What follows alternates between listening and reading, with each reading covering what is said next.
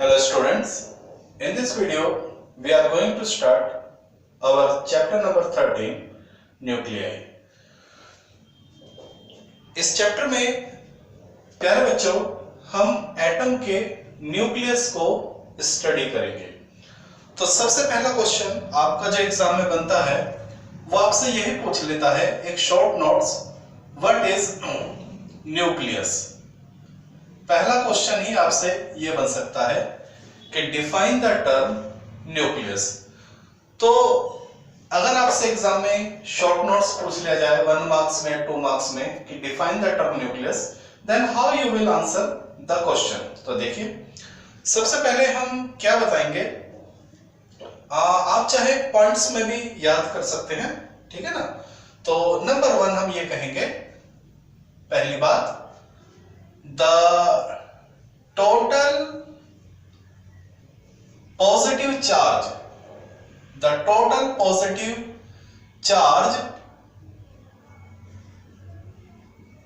of atom exists in nucleus। एक बात हम ये कह सकते हैं कि किसी भी एटम का जो टोटल पॉजिटिव चार्ज होता है वो कहां होता है, न्यूक्लियस के अंदर होता है। दूसरी बात हम ये कह सकते हैं, the radius of nucleus is 10 to the power -15 metre.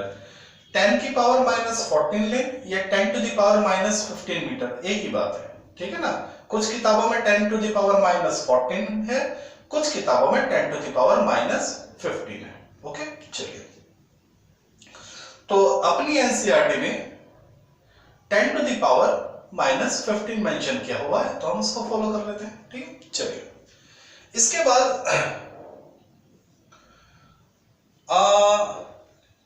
Nucleus का क्वेश्चन मतलब यानी न्यूक्लियस के बारे में कुछ इंफॉर्मेशन देना। तो एक इंफॉर्मेशन तो हमने ये दिया कि जो किसी भी एटम का टोटल पॉजिटिव चार्ज है वो कहां रहता है, न्यूक्लियस में रहता है। दूसरा, न्यूक्लियस जो होता है उसकी रेडियस क्या होती है, 10 to the power -15 metre.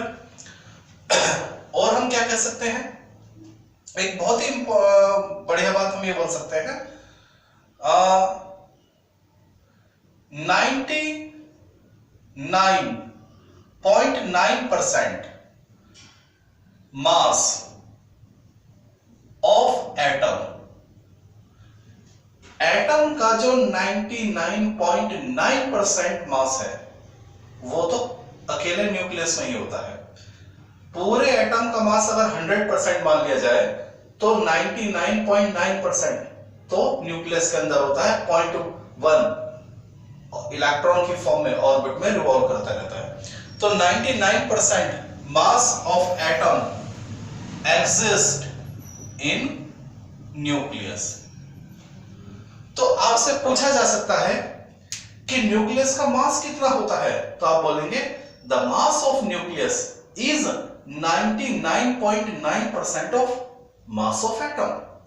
Okay, चलिए नेक्स्ट, न्यूक्लियस में कुछ पार्टिकल भी एग्जिस्ट करते हैं जिनको हम प्रोटॉन और न्यूट्रॉन कहते हैं। तो वे पार्टिकल जो न्यूक्लियस के अंदर होते हैं उनको हम एक टर्म देते हैं न्यूक्लियॉन्स। तो देखिए, द पार्टिकल कौन, proton and neutron. The particle exist in nucleus are known as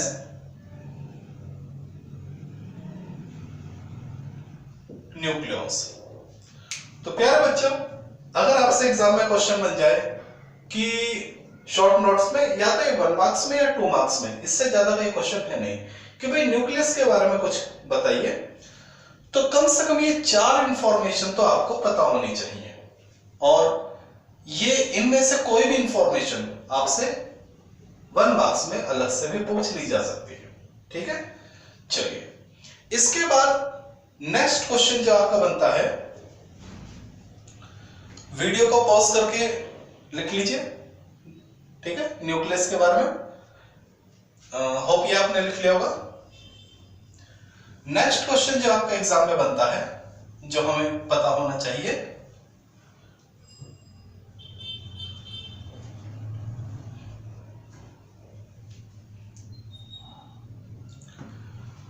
composition of nucleus, यानी न्यूक्लियस का स्ट्रक्चर, यानी न्यूक्लियस का अंदर क्या है, उसका स्ट्रक्चर, यानी उसके बारे में, उसकी कंपोजिशन। ये सीधा एग्जाम में क्वेश्चन आता है कि explain the composition of nucleus. ठीक है, तो इसको करते हैं।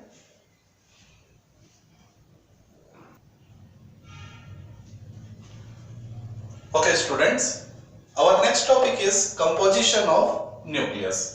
तो एग्जाम में अगर आपसे ये क्वेश्चन पूछ लिया जाए, और एग्जाम में आ भी चुका है क्वेश्चन, कि explain the composition of nucleus, तो कैसे हम इसको आंसर करेंगे एग्जाम में अगर ये क्वेश्चन हमें मिलता है। तो let's see, composition of nucleus का मतलब कि न्यूक्लियस के अंदर जो पार्टिकल हैं उनके बारे में हमें इंफॉर्मेशन देनी होती है। कंपोजिशन ऑफ न्यूक्लियस यानी न्यूक्लियस के अंदर जो पार्टिकल हैं उनके बारे में हमें कुछ बातें बतानी है। तो लेट्स सी, सबसे पहली बात, the sum of proton and neutron. हमें मालूम है न्यूक्लियस के अंदर कौन होते हैं, प्रोटॉन एंड न्यूट्रॉन। तो उन दोनों का जो सम होगा, the sum of proton and neutron represent the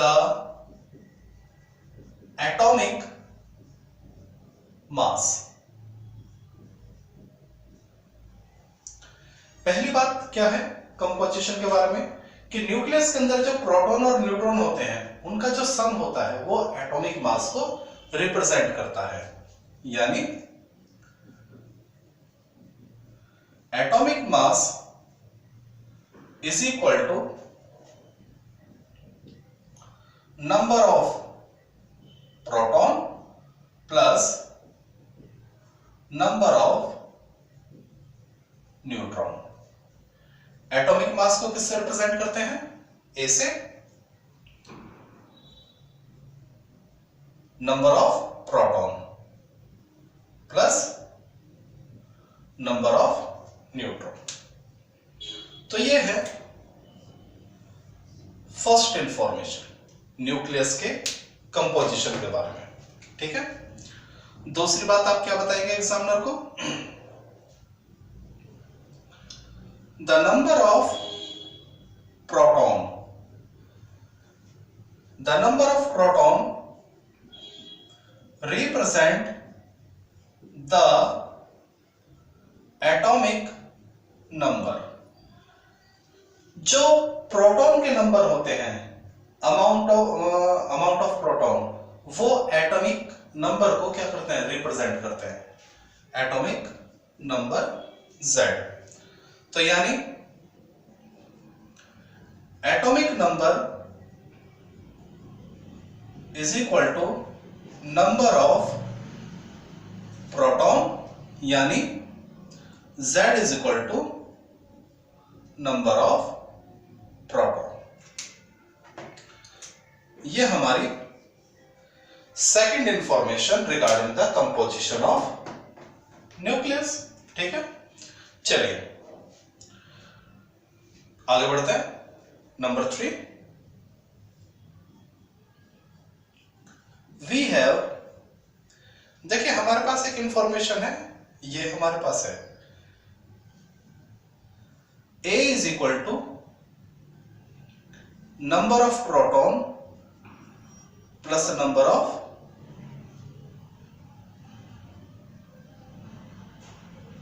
neutron. Atomic mass is equal to number of proton plus number of neutron. अब जरा ध्यान दीजिए, नंबर ऑफ प्रोटॉन को हम क्या लिख सकते हैं, Z लिख सकते हैं। तो A as it is, number of proton को आप क्या लिखिए, Z। क्लियर हो गई बात। तो यानी नंबर ऑफ न्यूट्रॉन क्या हो जाएगा, a माइनस जेड। क्लियर हो गया? यह हमारी थर्ड इंफॉर्मेशन, यानी हम क्या लिख सकते हैं, number of neutron is equal to atomic mass minus atomic number. Clear? तो अगर हमें किसी भी एलिमेंट का एटॉमिक मास मालूम है और एटॉमिक नंबर मालूम है, तो हम दोनों को सब्ट्रैक्ट करके इजीली उसके अंदर जो न्यूट्रॉन्स हैं उनको इजीली क्या रख सकते हैं, कैलकुलेट कर सकते हैं। तो क्या ये बात समझ में आ गई? तो आप ये सोचेंगे कि sir it is quite easy, exam में अगर ये क्वेश्चन हमसे पूछ लिया जाता है कंपोजिशन ऑफ न्यूक्लियस, तो ये तो कुछ भी नहीं है, तो हमारे already we have the information about that. बिल्कुल सही बात है, कह रहे बच्चा, इतना तो आपको पहले से ही पता होगा। लेकिन अब इसमें जब हम ऐड करने जा रहे हैं, शायद वो बात आपको ना पता हो, उस पर आप ध्यान दीजिए। ठीक है? तो इसके बाद पॉइंट नंबर 4 पे जो हमें ध्यान देना है, ये आपने लिख लिया होगा, वीडियो को पॉज करके लिख लिया होगा। आगे बढ़ते हैं, अभी क्वेश्चन खत्म नहीं हुआ है, यानी न्यूक्लियस के बारे में अभी कुछ बातें बचती हैं, उसको ध्यान दीजिए। शुरू के जो 3 पॉइंट हैं ये आप लोगों के लिए काफी इजी रहेंगे याद करने के लिए और लिखने के लिए, लेकिन अभी इस क्वेश्चन को हमें और पूरा करना है, यानी न्यूक्लियस के बारे में हमें और भी इंफॉर्मेशन देनी है। अब आपको ध्यान रखना है, तो ध्यान दीजिए पॉइंट नंबर 4। जब साइंटिस्ट लोगों ने यह कहा कि न्यूक्लियस के अंदर जो पार्टिकल होते हैं, प्रोटॉन और न्यूट्रॉन और इलेक्ट्रॉन, उनके चारों ओर क्या करते हैं, रिवॉल्व करते हैं। तो लोगों ने एक बात कही कि भाई न्यूक्लियस के अंदर एक तो प्रोटॉन होता है प्लस और एक न्यूट्रॉन होता है माइनस।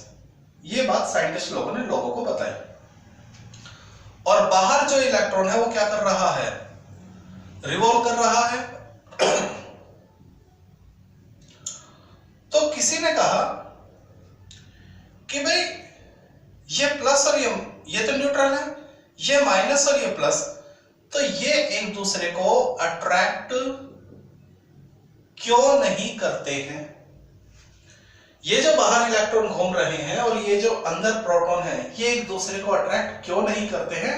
और सुनिए, जरूरी नहीं एक ही प्रोटॉन हो, न्यूक्लियस में तो एक से ज्यादा प्रोटॉन होते हैं, तो ये एक दूसरे को रिपेल क्यों नहीं करते हैं? बात सुन भाई, न्यूक्लियस के अंदर जो प्रोटॉन है वे एक दूसरे को रिपेल क्यों नहीं कर रहे हैं और बाहर घूमने वाले इलेक्ट्रॉनों से अट्रैक्ट क्यों नहीं हो रहे हैं? यह बात किसी भी साइंटिस्ट से एक्सप्लेन नहीं हुई, चाहे एटम का मॉडल इससे पहले चैप्टर में already we have discuss about the atomic structure, चाहे वो जे थॉमसन ने फॉरवर्ड किया हो, चाहे वो रदरफोर्ड ने फॉरवर्ड किया था, चाहे वो नील बोर ने फॉरवर्ड किया था, लेकिन इस बात को कोई भी एक्सप्लेन नहीं कर पाया। तो एक जापानीज साइंटिस्ट थे, युकावा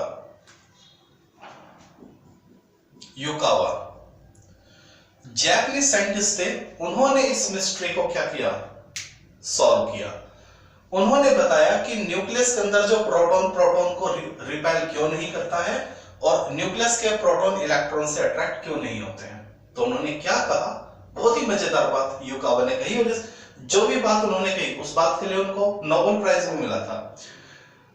जो युकावा थे जापानीज साइंटिस्ट, उन्होंने कहा कि भाई न्यूक्लियस के अंदर प्रोटॉन और न्यूट्रॉन तो होते ही हैं, लेकिन प्रोटॉन और न्यूट्रॉन के अलावा एक पार्टिकल और होता है जिसको बोलते हैं पाई मैसॉन। इस पाई मैसॉन की डिस्कवरी के लिए ही युकावा को क्या मिला था, नोबेल प्राइज मिला था, और युकावा की वजह से ही न्यूक्लियस की स्टेबिलिटी को एक्सप्लेन किया गया, वरना सब लोग पजल्ड थे कि भाई कैसे इन बातों का जवाब दिया जाए। तो युकावा ने कहा कि भाई न्यूक्लियस के अंदर प्रोटॉन और न्यूट्रॉन के अलावा एक पार्टिकल होता है पाई मेसॉन, और पाई मेसॉन का जो फंक्शन है उन्होंने बड़ी ब्यूटीफुल तरीके से बताया, जिसको हम समझते हैं। चलिए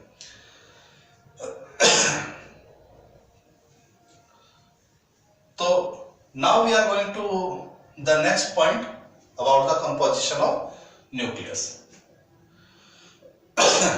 तो आप एग्जामिनर को अब जो नई बात है जो आपके लिए जो बताना है वो आपको देखिए, along with proton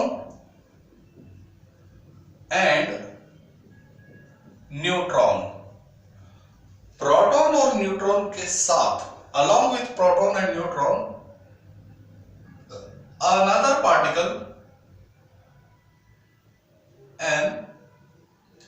another particle also exist in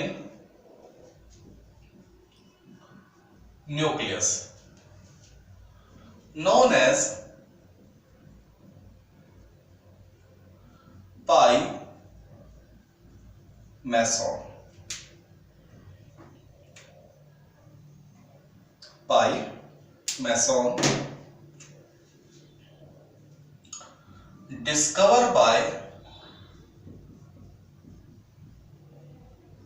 Yukawa.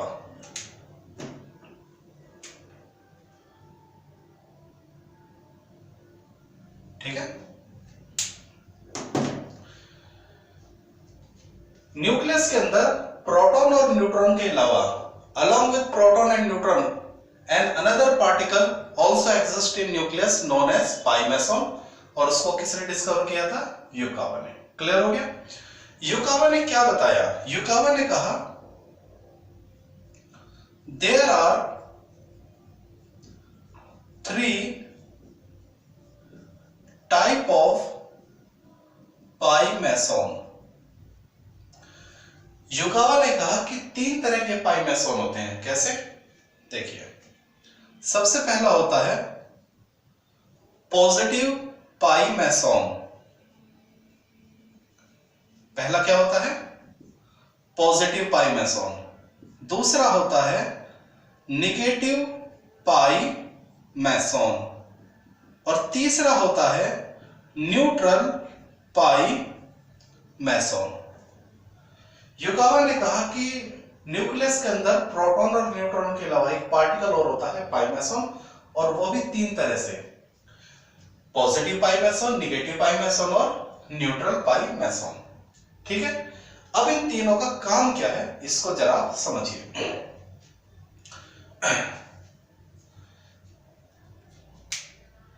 यह आपने लिख लिया होगा। ठीक है, आगे बढ़ते हैं। द फंक्शन ऑफ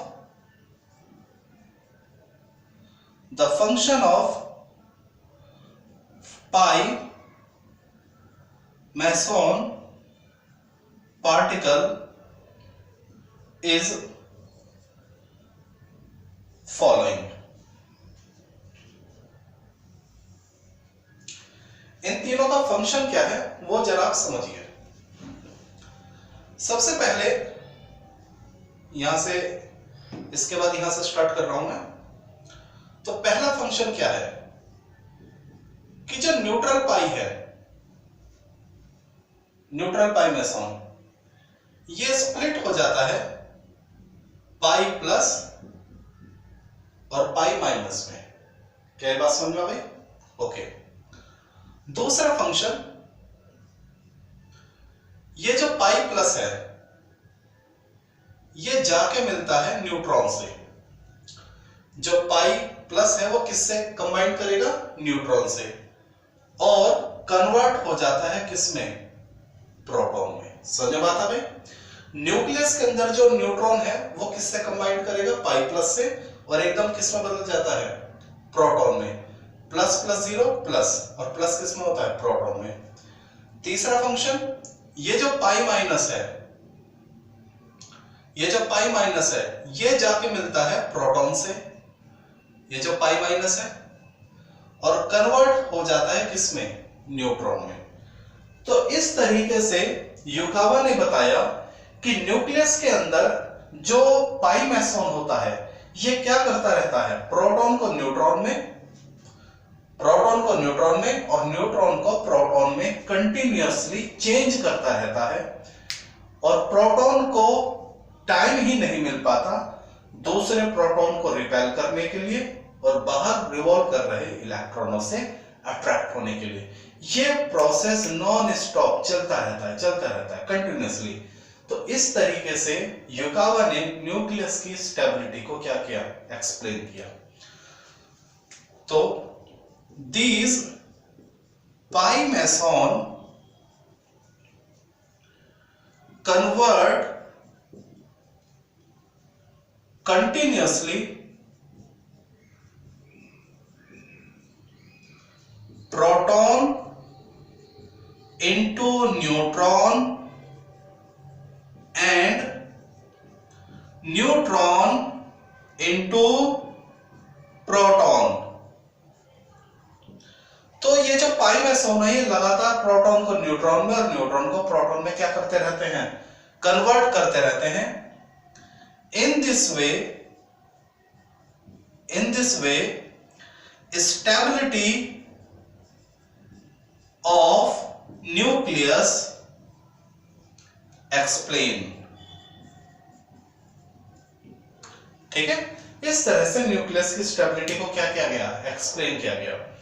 तो एग्जाम में प्यारे बच्चों अगर आपसे क्वेश्चन पूछा जाता है explain the composition of nucleus, तो ये आपका सीधा 2 मार्क्स में या 3 मार्क्स में क्वेश्चन आता है। तो ये आप सभी 4 पॉइंट लिखेंगे। और अगर एग्जाम में क्वेश्चन आ जाए सीधा सिंगल क्वेश्चन कि explain the stability of nucleus, अगर एग्जाम में ये क्वेश्चन मिल जाए explain the stability of nucleus, तब आप केवल पॉइंट नंबर 4 ही लिखेंगे।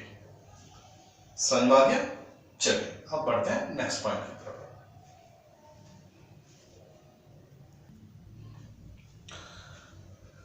Dear students, now we have some common definitions जो आपसे बोर्ड में कंटिन्यूअसली पूछी जाती हैं 1 मार्क्स में या 2 मार्क्स में।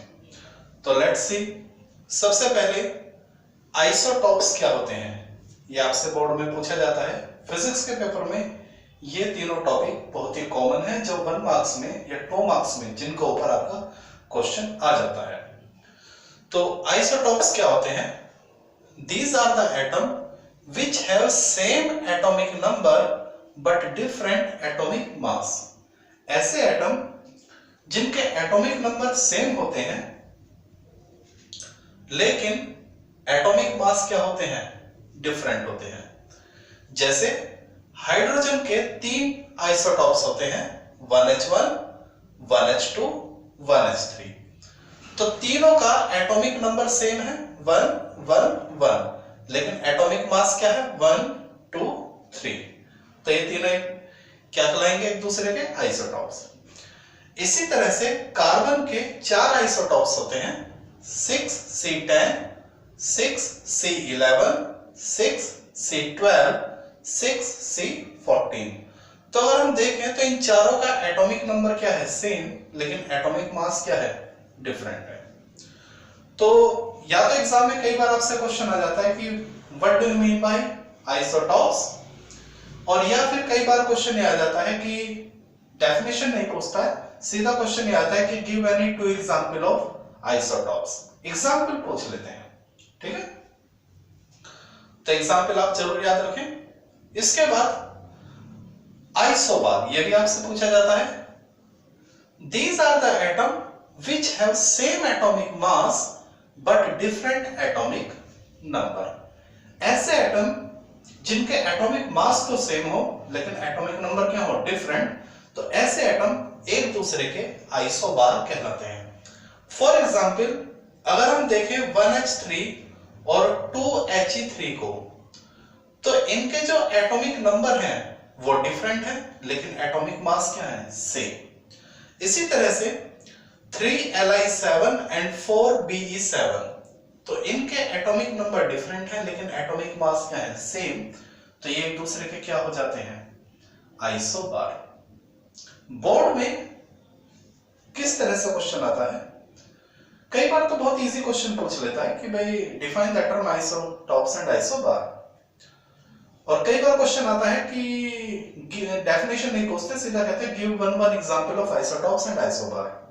और कई बार क्वेश्चन क्या होता है कि वो आपको एटम्स दे देता है, 5-6 एटम देगा आपको और कहेगा कि इसमें से पेयर बनाइए, कौन एक दूसरे के आइसोटॉप्स है और कौन एक दूसरे के आइसोबार। इस तरह का क्वेश्चन ज्यादा रहता है। ठीक, चलिए इसके बाद नेक्स्ट है आइसोटोन्स।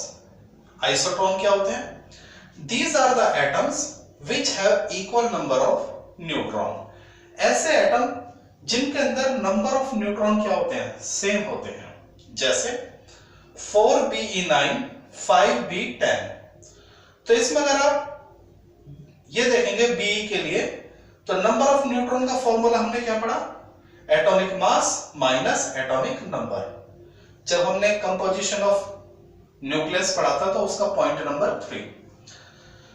तो 9 - 4 5। इसी तरह से B के लिए नंबर ऑफ न्यूट्रॉन क्या हो जाएगा? 10 - 5 यानी 5। तो दोनों के लिए नंबर ऑफ न्यूट्रॉन कितना है? 5। तो ये दोनों एक दूसरे के क्या कहलाएंगे? आइसोटोन्स।